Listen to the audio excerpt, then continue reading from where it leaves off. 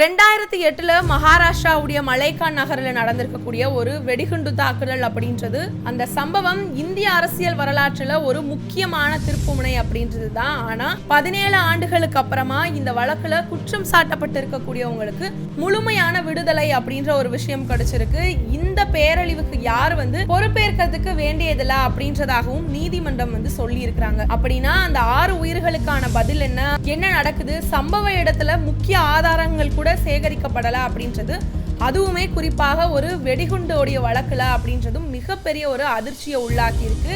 இந்த வழக்கு விசாரணையில அரசியல் தலையீடுகள் இருந்திருக்கிறதா, சிலர் சொல்வது போல இது ஒரு அரசியல் டார்கெட்டான வழக்காக தான் இருக்கா, இல்ல முன்னாள் போலீஸ் அதிகாரி சொல்றது போலவே விசாரணையே இந்த இடத்துல முற்றிலுமாகவே திசை திருப்பப்பட்டிருக்குதா, அதே போல சட்டம் கடுமையாக இருக்குன்னு சொன்னாலும் கூட விசாரணை மெதுவாக போயிருக்கிறதுக்கான காரணம் என்ன, UAPA மாதிரியான கடுமையான சட்டங்களை நீதிமுறை நியாயமா பயன்படுத்திட்டு இருக்கிறாங்களா, முதற்கட்டத்திலேயே நியாயம் தேடி வந்திருக்கக்கூடிய பாதிக்கப்பட்ட மக்கள் இப்போ என்ன சூழ்நிலைக்கு தள்ளப்பட்டிருக்கிறாங்க, இந்த தீர்ப்பானது உண்மையை வெளிக்கொண்டு வந்ததாக இருக்கா, இல்ல இது ஒரு அரசியல் வெற்றிக்கு மட்டும் உதவி இருக்கக்கூடிய ஒரு சூழ்நிலையா, இந்த சூழ்நிலையானது ஒரு வழக்குடைய முடிவாக இது இருக்கா, இல்ல உண்மையை தேடக்கூடிய ஒரு புதிய ஆரம்பமா, ஒட்டுமொத்தமா மலைக்கான் வழக்குல இருக்கக்கூடிய பின்னணி, அரசியல் தலையீடுகள், அதோட விசாரணையில் இருக்கக்கூடிய குறைகள், இந்த தீர்ப்பு இந்திய நியாய அமைப்புக்கு என்ன வகையில ஒரு சவாலாக அமைஞ்சிருக்கு அப்படின்றத பத்தின முழுமையான பின்னணியை தான் இன்னைக்கு இந்த வீடியோல நம்ம பார்க்க போறோம்.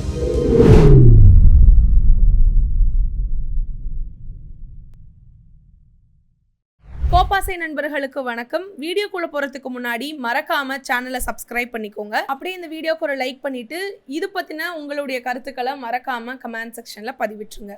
மகாராஷ்டிரா மாநிலத்துல மலைக்கான் நகரில் 2008 ஆண்டு நடந்திருக்கக்கூடிய ஒரு வெடிகுண்டு தாக்குதல் அப்படின்றது இந்திய அரசியல், அதோட சமூக வரலாற்றுல ஒரு முக்கிய கட்டத்தை குறிக்கக்கூடிய ஒரு விஷயமாக இருக்கு. இந்த தாக்குதலை 6 பேர் உயிரிழந்திருக்கிறாங்க. அதோடவே நூற்றுக்கணக்கான பேருக்கும் மேற்பட்டிருக்கவங்க காயமடைஞ்சிருக்கிறாங்க. இந்த வழக்குல கடந்த 17 ஆண்டுகளாகவே விசாரணை, அதோட நீதிமன்ற செயல்முறைகள் அப்படின்ற விஷயங்கள் எல்லாமே நடந்துட்டு வரதாக இருக்கு.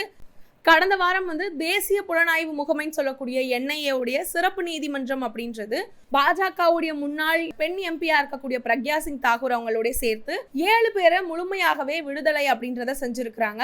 இந்த தீர்ப்பு நீதிமன்றத்துடைய கண்காணிப்பு மீறக்கூடிய வகையிலையும், அரசியல் தலையீடு, விசாரணை குறைபாடுகள், அதோட சமூக உளவியல் உள்ளடக்கி இருக்கக்கூடிய பல்வேறு பரிணாமங்கள்ல விவாதிக்கப்படக்கூடிய விஷயமாகவும் மாறி இருக்கு. சரி, இப்போ இங்க முதலாவதாக இந்த வழக்குல மிக முக்கியமா எழக்கூடிய கேள்வி என்னவாக இருக்கு அப்படின்னா, விசாரணை அப்படின்ற விஷயம் எப்படி நடத்தப்பட்டிருக்கு, அதுலயும் குறிப்பாக இவ்வளவு பெரிய ஒரு பயங்கரவாத தாக்குதலுக்கு பின்னால இருக்கக்கூடிய முக்கிய ஆதாரங்கள் அப்படின்றது எல்லாமே உண்மையிலே சேகரிக்கப்பட்டிருக்குதானா அப்படின்ற கேள்விதான் அது. இப்போ நீதிமன்றம் சொல்றது படி பார்க்கும் பொழுது வெடிகுண்டு வைக்கப்பட்டதாக சொல்லப்படக்கூடிய அந்த மோட்டார் சைக்கிள் அப்படின்றது யாருடையது அப்படின்ற விஷயம் இதுவரைக்கும் தெளிவாக நிரூபிக்கப்படவே இல்லை அப்படின்றது தான். அந்த சைக்கிள்ல சேஷியஸ் நம்பர் அப்படின்ற விஷயம் கூட தெளிவாக இல்லை. சைக்கிள் பிரக்யா சிங் தாக்கூரோடது தான் அப்படின்ற ஒரு டாக்குமெண்டேஷன் எதுவும் இல்லை அப்படின்றது தான் இங்க சொல்லப்பட்டிருக்கு. இப்போ இதுலயே ஒரு பெரிய சந்தேகம் என்ன அப்படின்னா, ஒரு பயங்கரவாதம் சம்பவத்துல முக்கியமான தகவலுக்கான கருவி அப்படின்றது சொல்லப்படக்கூடிய அந்த சைக்கிள் சார்ந்திருக்கக்கூடிய ஆதாரம் கிடைக்கல அப்படின்னா விசாரணை எப்படி முன்னேறி இருக்கு அப்படின்றது தான் இங்க நம்ம பார்க்க வேண்டிய விஷயமாக இருக்கு. இப்போ இது மட்டும் இல்லாம வெடிகுண்டு வெடிச்சிருக்கக்கூடிய இடத்துல செய்யப்பட்டிருக்கக்கூடிய அந்த பஞ்சானாம்ல சம்பவம் நடந்திருக்கக்கூடிய இடத்துல இருந்து எந்த ஒரு ஓவியமுமே வரையல அப்படின்றது தான். இப்போ தடவியல் விசாரணையில முக்கியமாக சொல்லப்படக்கூடியது கைரேகைகள் ஆரம்பிச்சு இப்ப காப்பதற்கான மாதிரிகள் மாதிரி, அதோடவே வெடிப்பொருள் இருக்கக்கூடிய அந்த பாதிப்புகள், அப்புறம் குப்பைக்கு தடங்கள், இந்த மாதிரியான எதுவுமே அங்க சேகரிக்கப்படல அப்படின்றதுதான். இப்போ இந்த விஷயம் அப்படின்றது ஒரு சாதாரண கொள்ளை வழக்குல கூட முக்கியமாக பார்க்கக்கூடியது தான். ஆனா இங்க 6 பேரோட உயிர் போயிருக்கக்கூடிய ஒரு பயங்கரவாத வழக்கு, UAPA மாதிரியான கடுமையான சட்டத்தை பயன்படுத்தக்கூடிய ஒரு வழக்கு, அதுலயும் அதிகாரம் இருந்திருக்கக்கூடிய ஒரு போலீஸ், அதோட விசாரணை அமைப்புகள் எல்லாமே இப்படி அடிப்படையான தவறுகளை செஞ்சிருக்கலாங்களா அப்படின்ற ஒரு கேள்விதான் எழக்கூடியதாக இருக்கு. இது வெறும் ஒரு சாதாரண தவறாக இல்லாம திட்டமிட்டிருக்கக்கூடிய விசாரணையை பாதிக்கிறதுக்கான ஒரு வகையுடைய முயற்சியாக தான் பார்க்கப்படுது. அதிகமாகவும் கேட்கப்படக்கூடிய விஷயம் என்ன அப்படின்னா, இவ்வளவு முக்கியமான ஒரு வழக்குல இப்படி விசாரணை நடத்தப்படுது அப்படின்னா அது மேல நம்முடைய நம்பிக்கை அப்படின்ற விஷயம் எந்த அளவுக்கு பாதிக்கப்படுறதாக இருக்கும் அப்படின்ற ஒரு பார்வையும், இதை தொடர்ந்தே வந்து இந்த வழக்குடைய தொடக்கத்துல இருந்தே ஹிந்து பயங்கரவாதம் அப்படின்ற ஒரு சொல்ல வந்துட்டு ஊடகங்கள் பெரிய அளவுக்கு பயன்படுத்திட்டு இருக்கிறாங்க. இது வந்து பொதுமக்கள் கிட்ட வந்து பெரிய ஒரு கவனத்தை பெற்றிருக்கக்கூடியதாகவும் இருக்கு. ஆனா இந்த வார்த்தையை வந்து உச்சஸ்தானியில கொண்டு வந்திருக்கக்கூடிய அரசியல் நோக்கத்தாலதான் அப்படின்ற ஒரு கேள்வியுமே இப்போ எழுந்திருக்கிறதாக இருக்கு. அதாவது பாஜக மற்றும் RSS மாதிரியான அமைப்புகள் வந்து இந்த குற்றச்சாட்டை வந்து மத அடிப்படையில உருவாக்கப்பட்டதாகவே மறுக்கிறாங்க. அவங்களுடைய வாதம் படி பார்க்கும் பொழுது இது ஒரு குறிப்பிட்ட அமைப்பை வந்து களையக்கூடிய அரசியலுக்கான ஒரு முயற்சியாக இருக்கு. இதுக்கு அடுத்ததா ஆட்சியில மாற்றம் ஏற்பட்டதுக்கு அப்புறமா இந்த வழக்கு வந்து நேரடியாகவே NIA கிட்ட வந்துட்டு மாற்றப்பட்டதாக இருக்கு. விசாரணை முறையில ஏற்பட்டிருக்கக்கூடிய அந்த சீர்கேடுகள், காவல்துறையில மாறுபடக்கூடிய சில நிலைப்பாடுகள், அதோட இது இந்த வழக்கை வந்துட்டு ஒரு அரசியல் கருவியாக வந்து மாற்றப்பட்டிருக்கக்கூடிய சாத்தியங்கள் அதிகமாக இருக்கு அப்படின்ற விஷயத்த நமக்கு எடுத்து காட்டுறதாக இருக்கு. மேலும் முன்னாள் ATS இன்ஸ்பெக்டராக இருக்கக்கூடிய மெஹிபூர் முஜாவா வந்துட்டு இந்த வழக்கில் ஆரம்பத்திலிருந்தே விசாரணையில் இருந்தவராக இருக்கிறாரு. அவர் சமீபத்தில் செய்தியாளர்கள்கிட்ட சொல்லியிருக்கக்கூடிய ஒரு பெரிய அளவுக்கான பரபரப்பை ஏற்படுத்தியிருக்கக்கூடிய தகவல் அப்படின்றது என்னன்னா, தனக்கு வந்துட்டு மோகன் பகவத்தை கைது செய்ய சொன்னாங்க அப்படின்ற ஒரு விஷயத்தை தான் அவர் சொல்லியிருக்கிறார். அதாவது காவி பயங்கரவாதம் அப்படின்றத நிரூபிக்க முயற்சிருக்கக்கூடிய இந்த அரசியல் இயக்கங்கள் வந்து விசாரணை தவறான பாதையில் நடந்திருக்கு அப்படின்ற ஒரு குற்றத்தை வந்து அவர் சாற்றியிருக்காரு. இந்த குற்றச்சாட்டுகள் வந்து அரசியல் உளவியல் வழக்கு நடவடிக்கைகள் அதோட சமூக பரிணாமங்களை வந்துட்டு முற்றிலுமாகவே கேள்விக்குறியாக்கப்பட்டிருக்கிறதாக இருக்கு. இதை தொடர்ந்து இப்போ என்ன அப்படின்னா, பாஜகவில் முக்கிய தலைவராக இருக்கக்கூடிய அமித்ஷா வந்து இந்த வழக்கு பற்றின தீர்ப்புக்கு முன்னாடியே வந்துட்டு ஒரு ஹிந்து வந்து ஒருபோதுமே பயங்கரவாதியாக இருக்க முடியாது அப்படின்ற ஒரு உரையை வந்து நாடாளுமன்றத்தில் நிகழ்த்தியிருக்கிறாரு.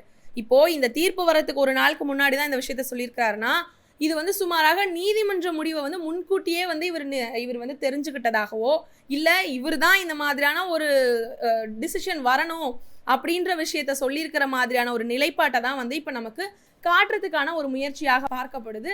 இந்த வகையான ஒரு பிரச்சார உரைகளோ இல்லை நீதிமன்ற விசாரணைக்கு முன்பாகவே சமூக மனநிலையை திசை திருப்பக்கூடிய முயற்சி அப்படின்ற விஷயம் எல்லாமே இந்த இடத்துல வந்து ஒரு அதிகாரத்துக்கான ஒரு துஷ்பிரயோகம் வந்து நடக்கக்கூடிய விஷயமாக தான் பார்க்கப்படுது. அதே போல சந்தேகத்தை பெரிய அளவுக்கு நமக்கு எழுப்பக்கூடிய சூழ்நிலையுமே இது உருவாக்குது.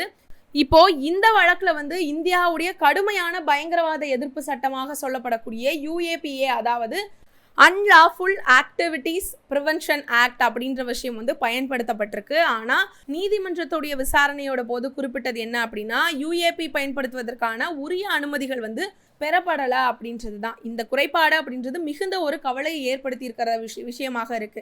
இது வந்து ஒரு அடிப்படை நீதிமுறை நடைமுறைக்கு எதிரான ஒரு செயலாகவும் பார்க்கப்படுது. எந்த ஒரு வழக்கிலையுமே குறிப்பாக இந்த மாதிரியான கடுமையான சட்டங்களை பயன்படுத்தும் போது அனைத்து சட்டப்பூர்வ அனுமதிகளுமே தவறாது பெறணும் அப்படின்றது தான் இங்க மிக முக்கியமானது.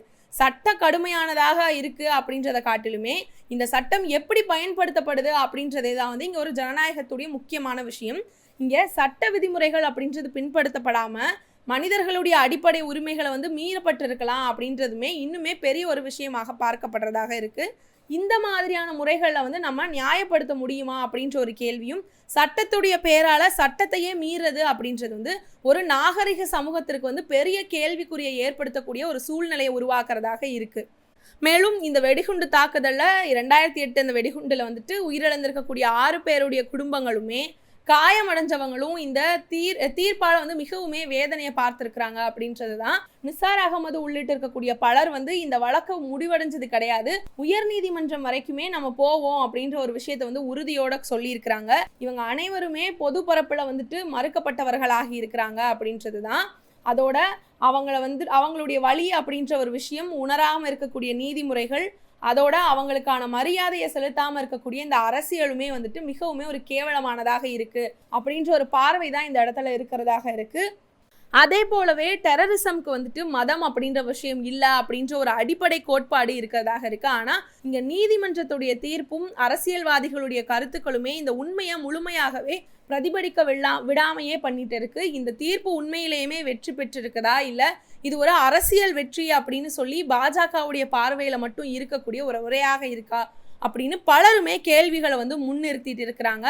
இந்த தீர்ப்பை வந்து பாஜக தங்களுக்கு சாதனையா ஒரு விஷயமாக இருக்கு அப்படின்னு சொல்லி பிரச்சாரங்களை பயன்படுத்துறதுக்கான வாய்ப்புகளுமே அதிகமாக இங்க பார்க்கப்படக்கூடிய ஒரு சூழல் இருக்கு. அதை தொடர்ந்தே சாஃப்ரன் டெரர் அப்படின்ற விஷயம் கற்பனை அப்படின்றத அவங்களுடைய கூறும்போது சமூகத்துல பாதுகாப்பும் சரி விசாரணையுடைய நேர்மையும் சரி உறுதி செய்ய வேண்டிய ஒரு நேரத்துல இந்த மாதிரியான அரசியல் நடவடிக்கைகள் அப்படின்றது யாருக்குமே பயனளிக்காத ஒரு விஷயமாக இருக்கு. இந்த வழக்குடைய தீர்ப்பு அப்படின்றது சட்டப்படி முற்றுமே பிழை இல்லாத ஒரு வழக்காக இருக்கலாம். ஆனா இது சமூகத்துல நியாயமாக வழங்கப்பட வேண்டிய ஒரு உணர்வை ஏற்படுத்தியிருக்கா அப்படின்னா அது மிகப்பெரிய ஒரு கேள்வி எழுப்பக்கூடியதாக இருக்கு. அரசியல் எண்ணங்களும் சரி மத அடையாளமும் சரி இந்த வழக்குல முக்கிய ஒரு பங்கு வகிச்சிருக்கிறது அப்படின்றது தான் இங்க உண்மையான ஒரு விஷயம். இந்த வழக்கு அப்படின்றது முடிஞ்சிருச்சா அப்படின்னு கேட்டா டெஃபினட்டா இல்லை, இது ஆரம்பமாக தான் பார்க்கப்படுது. உண்மையான நியாயம் அப்படின்றதும் பாதிக்கப்பட்டிருக்கக்கூடிய குடும்பங்களுக்காக இந்திய நாட்டு மக்களுக்காக இன்னுமே அதிக அளவு இது தேடப்பட வேண்டிய ஒரு சூழலை தான் இப்போ உருவாக்கி இருக்கு. இது குறித்த உங்களுடைய கருத்துக்களை மறக்காம கமெண்ட் செக்ஷன்ல பதிவிட்டுருங்க. அப்படியே இந்த வீடியோக்கு ஒரு லைக் பண்ணிட்டு இது போன்ற செய்திகளை தினம்தோறும் தெரிஞ்சுக்கிறதுக்காக மறக்காம கோபாசை சேனலை சப்ஸ்கிரைப் பண்ணிக்கோங்க. நன்றி.